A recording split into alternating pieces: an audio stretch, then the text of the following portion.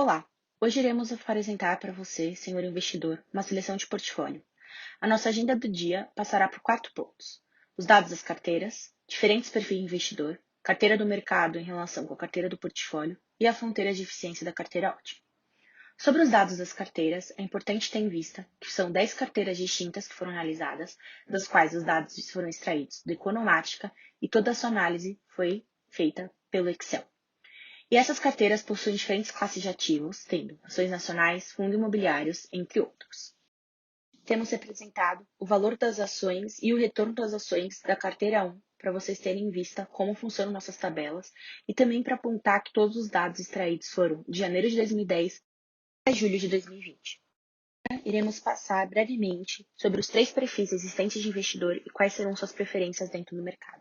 Temos o investidor avesso ao risco, o neutro ao risco e o amante ao risco.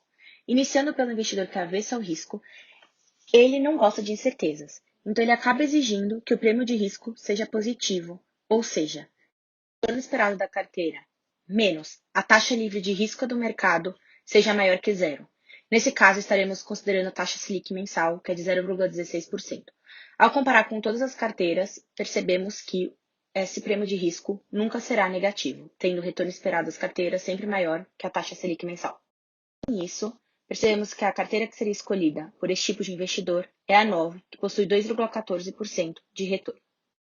Então, o investidor neutro ao risco, ele é indiferente às incertezas, então ele acaba olhando apenas para o retorno. Nesse caso, ele acabará escolhendo a mesma carteira que o avesso ao risco, que é a carteira número 9, que apresenta 2,14% de retorno esperado. O amante ao risco, ele gosta de incertezas, então ele sempre acaba olhando mais para o risco quando acaba tendo retornos esperados iguais entre carteiras. Nesse caso, dessas 10 carteiras, não temos nenhum retorno esperado igual, entretanto temos 2 muito parecidos, da carteira número 9 e da carteira número 10, como podemos ver. Nesse caso, a chance dele acabar escolhendo a carteira número 10, dado que o seu risco é maior do que a carteira número 9, como podemos ver, que é de 5,26% comparado a 4,95%. Vimos qual o perfil de cada investidor e qual seria a sua preferência. Agora, iremos apresentar qual seria a carteira ótima. Esta que visa o maior retorno sobre o determinado risco dela e que seria aplicável, em um modo geral, a todos os perfis de investidor quando você não tem muito bem estabelecido qual dos 3 tipos ele é. A carteira é aquela que apresenta o maior índice de Sharpe, que faz justamente a relação entre o retorno sobre o risco da carteira. Temos que ter alguns pontos em mente.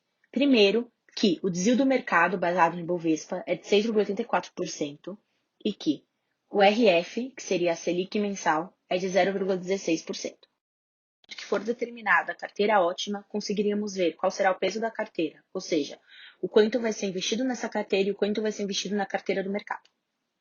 A análise do índice de Sharpe, aqui está apresentado o índice de Sharpe das 10 carteiras, e como podemos ver, a carteira número 6 é a que apresenta maior índice de Sharpe.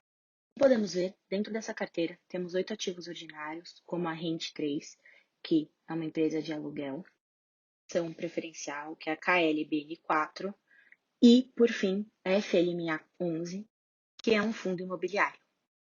Nós conseguimos calcular a fronteira de eficiência, que otimiza a alocação de ativos para obter o melhor retorno possível para cada nível de risco.